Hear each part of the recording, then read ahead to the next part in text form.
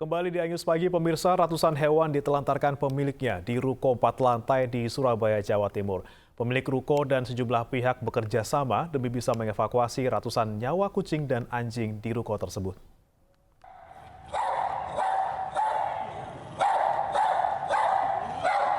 135 ekor kucing dan seekor anjing ditelantarkan pemiliknya di sebuah ruko sewa 4 lantai di Kompleks Ruko Puncak Bukit Golf, Surabaya, Jawa Timur. Kondisi ratusan ekor kucing dan seekor anjing ini memprihatinkan.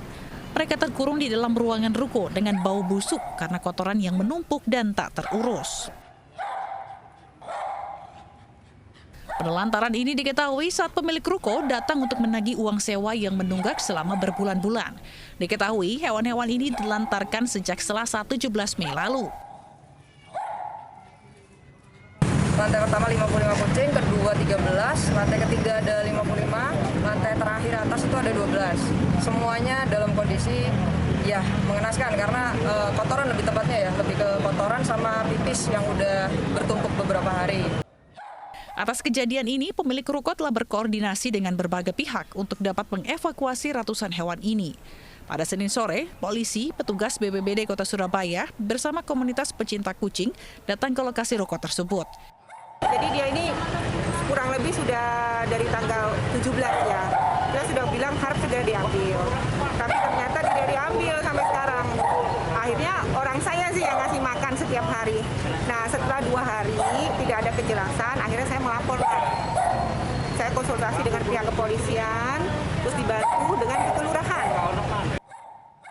Rencananya jika dalam 3 hari pemilik ratusan kucing dan anjing tidak bisa dihubungi, maka mereka akan dilepas adopsi dan sisanya ditempatkan di shelter. Dari Surabaya, Jawa Timur, Hari Tambayong, Ainus melaporkan.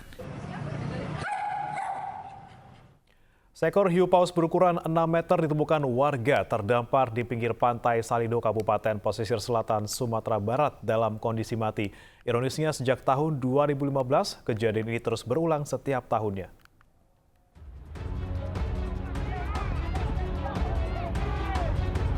Seekor hiu paus seberat 1,8 ton dan panjang 6 meter ini ditemukan warga terdampar di pinggir pantai Salido, Kabupaten Pesisir Selatan, Sumatera Barat. Awalnya hiu paus tersebut masih hidup dan sempat ditarik ke tengah oleh masyarakat. Sayangnya, hiu itu kembali terdampar dan kemudian mati. Sebelumnya pada tahun 2015 hingga 2021, kejadian yang sama pernah terjadi di pantai Sumatera Barat. Diduga terdamparnya hiu paus tersebut ke pantai karena adanya perubahan cuaca yang ekstrim atau karena sakit. Setelah kita tanya kepada nelayan yang ada di sini, kita langsung terjun ke lapangan bahwa ikan ini terdampar dengan sendirinya, bukan masuk ke pukat masyarakat, bukan. Alat berat tidak bisa masuk ke sini karena terlalu jauh, kemudian tidak bisa dilalui alat berat, maka kami dari bersepakat untuk memotong-motong supaya cepat ditangani karena ini berbahaya karena terlalu lama nanti terlalu busuk sehingga harus cepat. Hiu paus adalah jenis hiu pemakan plankton dan termasuk spesies ikan terbesar. Ikan ini termasuk jenis spesies langka dan dilindungi.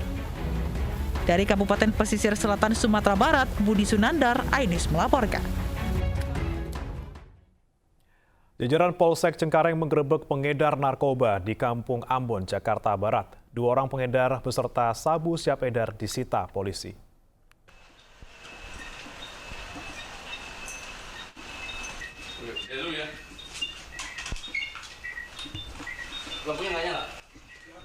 Petugas kepolisian sektor Cengkareng, Jakarta Barat menggerebek kamar kos yang dijadikan persembunyian pengedar narkoba di Kampung Ambon, Cengkareng. Dari lokasi, petugas berhasil menemukan sabu yang disimpan di kemasan plastik kecil, serta alat isap yang disimpan dalam lemari. Barang bukti yang berhasil disita polisi diantaranya telepon genggam, alat isap sabu, timbangan kecil, serta sebilah senjata tajam. Kita amankan 2 pengedar ya, yang ada di Kampung Ambon. Dan kami berhasil mengamankan beberapa barang bukti, baik itu handphone, alat bong, alat hisap, ataupun plastik dan barang bukti lainnya, dan beserta juga timbangan. 2 pengedar sabu yang positif narkoba kemudian digiring petugas ke Polsek Cengkareng, Jakarta Barat untuk diproses hukum. Dari Jakarta, Tim Liputan iNews melaporkan. Polisi juga menggerebek lokasi perjudian dadu durak dan sabung ayam di Palangkaraya, Kalimantan Tengah. Seorang bandar judi bersama peralatan judi dan uang tunai diamankan petugas.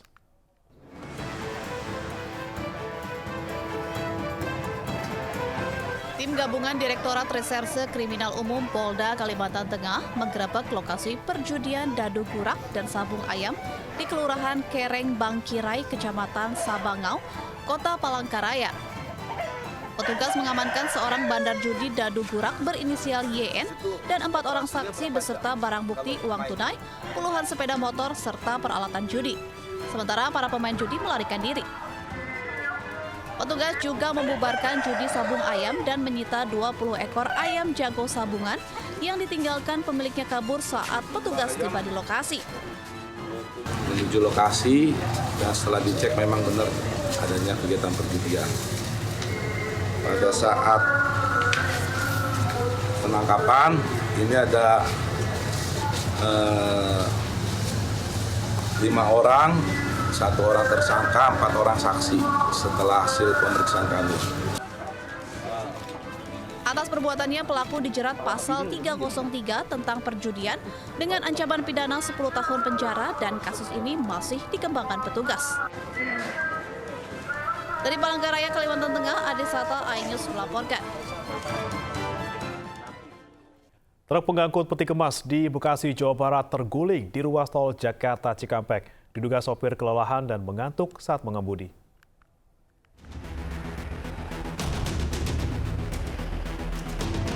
Truk pengangkut peti kemas kecelakaan tunggal di kilometer 26 ruas tol Jakarta Cikampek, Bekasi, Jawa Barat.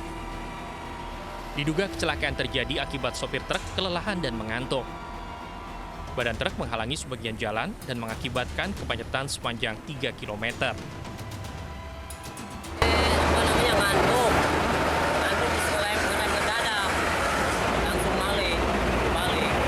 Langsung kebalik aja bang ya? Ini mau arah dari mana mau kemana sih bang? Dari Priok ke arah Kosono ke Cikampek. Ini muatan apa bang? Aduh, kalau masalah muatan kurang tahu saya. Tugas yang berada di lokasi segera mengevakuasi truk untuk mengurai kemacetan. Tidak ada korban jiwa dalam peristiwa ini. Sopir truk yang mengalami luka ringan pada bagian tangan. Dari Bekasi, Jawa Barat, Didit Junaidi, iNews melaporkan.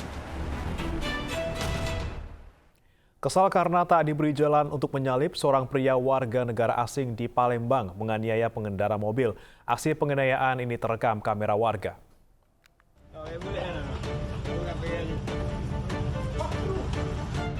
Aksi penganiayaan yang dilakukan seorang WNA terhadap pengendara mobil ini terjadi di Jalan Ahmad Yani, Kecamatan Seberang Ulu 1, Palembang. Insiden ini menjadi perhatian dan direkam oleh warga sekitar. Menurut warga, insiden bermula saat pelaku yang mengendarai sepeda motor hendak meminta jalan untuk mendahului korban. Namun karena jalan sempit, membuat korban tak bisa menepi dan pelaku menjadi marah.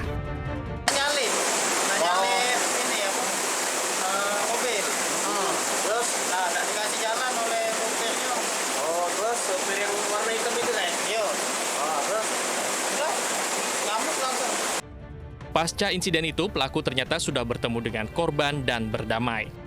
Dari Palembang, Sumatera Selatan, Guntur, iNews melaporkan.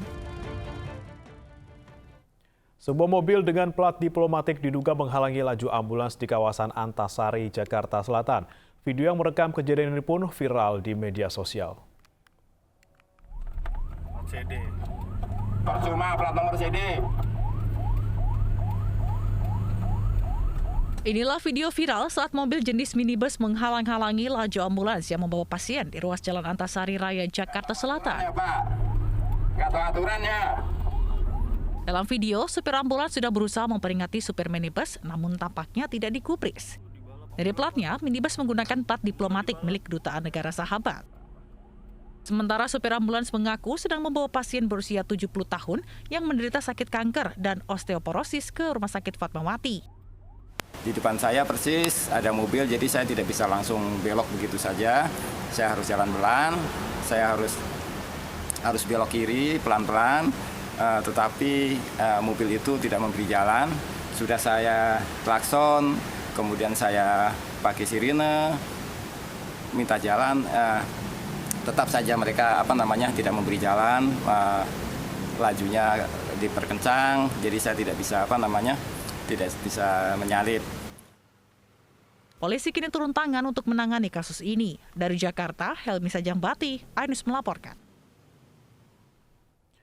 Pasangan suami istri pengedar uang palsu ditangkap polisi di Jakarta Barat. Sebanyak ratusan lembar uang kertas pecahan 50.000 dan 20.000 disita dari tangan pelaku.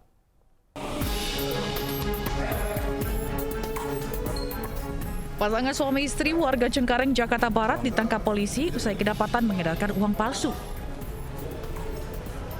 Keduanya ditangkap di rumah kontrakan di kawasan Rawabuaya. Kasus peredaran uang palsu terungkap dari laporan pedagang pasar tradisional yang curiga dengan tampilan uang pecahan 50.000 yang ia terima.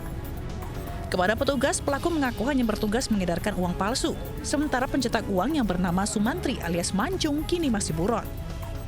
Jadi cara dia mengedarkan uang palsu selain melakukan transaksi, dia juga sasarannya ke pasar-pasar di pagi hari yang sasarannya ke pasar tradisional.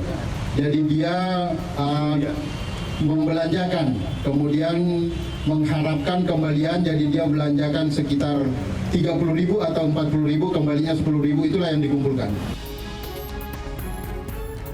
Selama 6 bulan, sindikat ini telah mencetak uang palsu sebesar 300 juta rupiah dengan nominal uang pecahan 50.000 dan 20.000 rupiah. Pelaku terancam hukuman 10 tahun penjara dengan denda 10 miliar rupiah. Dari Jakarta, Sofian Firdaus, iNews melaporkan. Seorang preman di Kabupaten Bekasi, Jawa Barat tewas ditikam pedagang es buah usai terlibat cekcok. Pedagang es buah tak terima karena gerobaknya ditabrak oleh motor preman.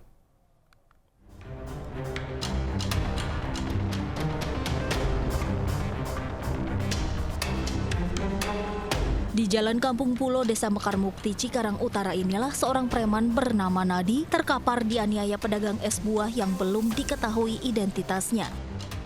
Menurut polisi dari hasil pemeriksaan sejumlah saksi di lokasi, perkelahian ini bermula saat korban menabrak gerobak jualan pelaku hingga keduanya terlibat cekcok. Korban yang kabur kemudian dikejar pelaku dan ditikam hingga terkapar bersimbah darah di jalanan. Korban yang merupakan warga Pasir Gombong itu meregang nyawa karena kehabisan darah saat dievakuasi ke Rumah Sakit Sentra Medika Cikarang, sementara pelaku langsung kabur. Ya, kalau keterangan dari Kadus, dari RT itu dia sering mabuk. Mungkin pada saat nabrak mungkin juga sedang kondisi mabuk. Yang biasa sering berbuat gaduh di wilayah sini atau gimana? Ya sesuai keterangan dari RT maupun Pak Kadus, ya sering mabuk aja gitu. Dan korban ini kan meninggal ya, Dan? Itu lukanya apa aja, Dan? Dia luka di tangan dan di punggung. Di punggung. Ada berapa tusukan? Di punggung ada 2, kalau di tangan ada 1. Kasus tewasnya preman jalanan ini dalam penyelidikan Polsek Cikarang Utara dan Polres Metro Bekasi.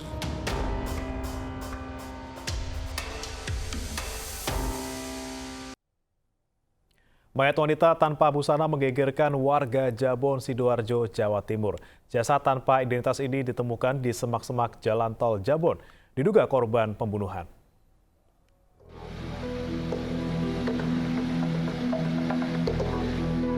Mayat wanita tanpa identitas ini ditemukan tanpa busana di semak-semak eks Jalan Tol Jabon Sidoarjo di kawasan Desa Keboguyang, Jabon Sidoarjo.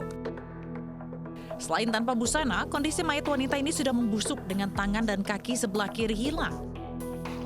Diduga mayat wanita tanpa identitas ini adalah korban pembunuhan karena ditemukan sejumlah luka di bagian tubuhnya. Diperkirakan korban berusia antara 30 hingga 45 tahun dengan ciri-ciri tinggi badan sekitar 168 cm dan ada tanda guratan pada perut korban yang pernah melahirkan. Saat ditemukan lengan sebelah kiri hilang, kemudian kaki sebelah kiri juga hilang. Duga hilang ini akibat benda tajam. Kemudian terdapat serat mark ataupun guratan pada perut, jadi ini seperti bekas hamil. Hingga saat ini, tim gabungan Satreskrim Polresta Sidoarjo dan Jatanras Satreskrimum Polda Jatim tengah melakukan penyelidikan terkait temuan mayat yang diduga korban pembunuhan. Dari Sidoarjo, Jawa Timur, Pramono Putra, iNews melaporkan. Seorang pekerja bangunan ditemukan tewas mendadak di sebuah rumah warga di Tanah Abang, Jakarta Pusat. Diduga korban tewas usai tersengat arus listrik. Petugas identifikasi Polres Metro Jakarta Pusat yang tiba di lokasi langsung melakukan olah tempat kejadian perkara dan identifikasi korban di dalam rumah warga di Jalan Danau Jempang, Bendungan Hilir, Tanah Abang, Jakarta Pusat. Korban ditemukan sudah terkapar dalam kondisi tubuh kaku di ruang belakang rumah. Meski sempat dilarikan ke rumah sakit, namun sayang nyawa korban tidak tertolong.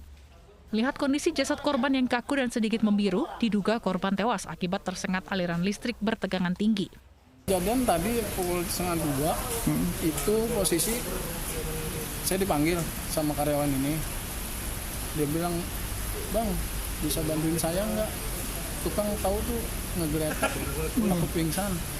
Gua saya lihat, ya ini bakalan udah kaku. Saya perhatiin secara detail, nggak ada ini kecil, nggak ada.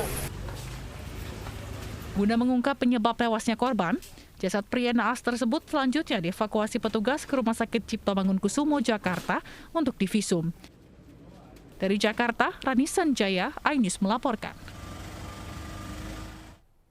Informasi lain pemirsa, banjirop masih melanda dan melumpuhkan Pelabuhan Tanjung Mas, Semarang. Puluhan pompa air dikerahkan dan ribuan karung pasir digunakan untuk menutup tanggul jebol.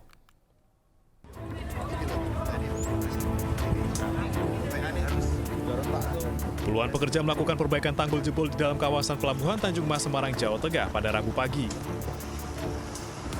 Perbaikan dilakukan di 2 titik, yakni sepanjang 20 meter dan 6 meter. Sejumlah perahu dikerahkan guna mengangkut karung pasir yang dipakai untuk menutup tanggul jebol. Lebih dari 3.000 karung pasir digunakan untuk menutup tanggul jebol sepanjang 26 meter. Dan memang sekarang ini fokus kita adalah di menutup tanggul yang jebol. Dan ini kami bekerjasama dengan BPWS, BPBD, kepolisian, juga semua instansi dan dengan Pak KSOP juga. Nah ini harapannya nanti bisa ada tambahan-tambahan lagi dari perusahaan-perusahaan yang ada di Tanjung Mas ini. Kita gotong royong bareng-bareng lah. Sementara itu, guna mengatasi banjirop, PT Pelindo mengerahkan 56 pompa air dengan kapasitas 800 liter per detik. Dari Semarang, Jawa Tengah, Doni Marendra, iNews melaporkan. Sementara banjirop di Kota Pekalongan, Jawa Tengah juga masih tinggi. Aparat gabungan TNI, Polri, dan BPBD Kota Pekalongan bergotong royong memperbaiki tanggul yang jebol. Sementara itu, ratusan warga masih bertahan di pengungsian dengan kondisi berdesakan dan minim fasilitas.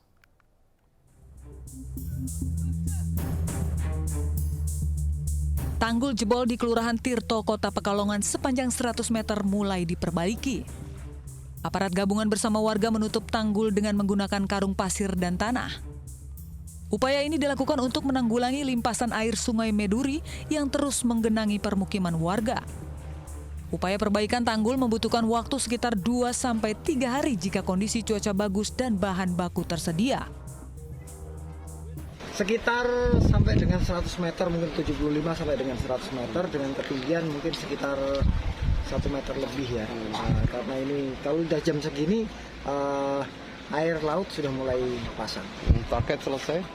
Target selesai mudah-mudahan mulai dari tadi malam sampai dengan hari ini kita selalu bekerjasama dengan masyarakat untuk menanggulangi bencana. Mudah-mudahan dalam waktu 2-3 hari. Sementara itu 250 warga terpaksa mengungsi di aula kelurahan, masjid, dan musola. Kondisi pengungsian minim fasilitas seperti MCK dan air bersih. Korban banjirop sangat membutuhkan bantuan seperti makanan, obat-obatan, dan kebutuhan bayi. Sementara sebelumnya petugas juga terus melakukan upaya evakuasi terhadap warga terutama kaum lansia. Evakuasi cukup sulit dilakukan karena harus masuk gang sempit dan menggunakan perahu karet. Banjir ini selain berasal dari limpasan air laut yang pasang dan masuk melalui tanggul raksasa di bibir pantai Kota Pekalongan, banjir juga berasal dari jebolnya tanggul-tanggul aliran Sungai Meduri dan Loji, sehingga merendam permukiman warga. Dari Pekalongan, Jawa Tengah, Suryono Soekarno, iNews melaporkan. Gubernur Jawa Tengah Ganjar Pranowo meninjau pembuatan tanggul sementara di Kampung Pesisir Tambak Loro, Kecamatan Semarang Utara, Semarang, Jawa Tengah. Nantinya ada 3 tanggul sementara yang sedang dikerjakan di sekitar kawasan Pelabuhan Tanjung Mas. Ganjar menyebutkan ketiga tanggul ini nantinya berfungsi menahan luapan air laut. Ini yang baru ditemukan ini satu. Bisa berkurang. Ganjar juga sempat menghubungi Menteri PUPR Basuki Hadi Mulyono dan membahas proyek pembangunan tanggul permanen. Ganjar juga meminta agar pembangunan 3 tanggul ini selesai secepatnya. Sementara penanganan banjirop dilakukan dengan 2 tahap, yakni menggunakan karung pasir dan tanah. Tahap kedua menggunakan pompa air untuk mengeluarkan air dari permukiman warga.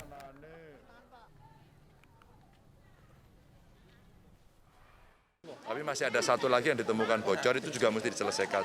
Maka kalau 3 ini, 1 udah beres, 2 ini bisa selesai hari ini, itu akan sangat membantu untuk mencegah. Rasanya kita mesti mengaudit bangunan yang ada di sekitar laut ini. Ya, kalau itu nanti auditnya bagus, aman, ya jalan. Kalau enggak, segera kita perbaiki. Biar kemudian kita bisa mencegah lah setidaknya. Angin puting beliung menerjang wilayah Laut Selatan Lebak, Banten. Terekam kamera warga. Sementara di Kabupaten Tangerang, sejumlah pohon tumbang dan menimpa rumah akibat diterjang angin kencang.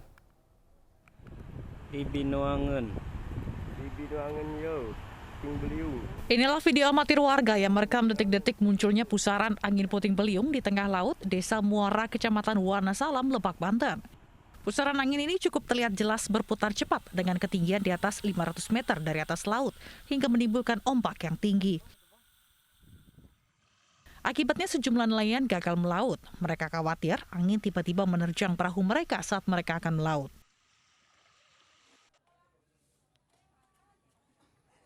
Sementara di Kabupaten Tangerang, Banten, puluhan rumah rusak parah akibat diterjang angin kencang. Bahkan, angin yang kencang disertai hujan deras mengakibatkan pohon tumbang dan merobohkan tembok sekolah hingga menutup akses jalan.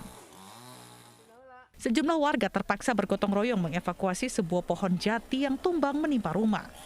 Dan akibat dari angin kencang ini mengakibatkan rumah dan pepohonan yang tumbang.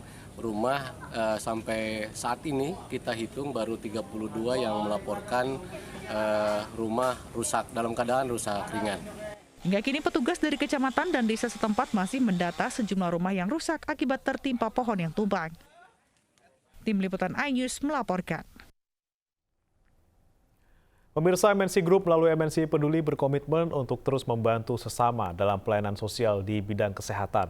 Sebagai wujud kepedulian terhadap warga kurang mampu, tim MNC Peduli mendatangi salah satu rumah warga untuk mendapatkan pelayanan operasi bibir sumbing gratis. Setelah menempuh perjalanan jauh, tim MNC Peduli akhirnya tiba di rumah pasangan Siam dan Absoria di Desa Padureso, Kecamatan Serueng, Kebumen, Jawa Tengah. Anak keduanya, Muhammad Fakih Satrio, yang baru berusia 3 bulan, menderita sumbing bibir sejak lahir. Fakih dijemput tim MNC Peduli untuk diperiksa sebelum menjalani operasi di Rumah Sakit PKU Muhammadiyah Gombong. Sangat senang lah bisa dipanggil sama MNC Peduli, bisa operasi sampai terharu kayak gini. Mudah-mudahan bisa normal kembali. Bekerja sama dengan Smile Train Indonesia dan Rumah Sakit PKU Muhammadiyah Gombong, Muhammad Fakih Satrio bersama 15 pasien lainnya akan menjalani operasi bibir sumbing secara gratis. Sumbing ini salah satu faktor yang utama adalah faktor keturunan.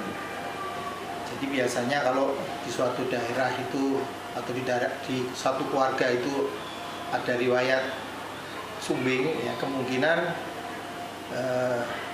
dalam keluarga itu nanti juga akan menderita sumbing. Tapi juga ada beberapa faktor yang sifatnya tidak berhubungan dengan keturunan, misalnya faktor gizi, faktor infeksi. Program operasi sumbing kami lakukan sebagai MNC Peduli untuk kedua bibir dan juga langit-langitan. Dan program ini kami lakukan dengan pertimbangan bahwa ini akan sangat bermanfaat untuk pasien yang mendapatkan program tersebut. Di Rumah Sakit PKU Muhammadiyah Gombong, tim MSI Peduli juga membagikan masker, hand sanitizer, dan vitamin kepada keluarga pasien untuk menjaga imunitas tubuh di masa pandemi. Dari Kebumen, Jawa Tengah, Johartoyo, iNews melaporkan. Di tengah Arab Saudi yang melarang warganya berkunjung ke Indonesia, Menteri Agama Yakut Khalil Qomas menegaskan persiapan haji tidak terganggu. Informasi selengkapnya hadir usai jeda berikut.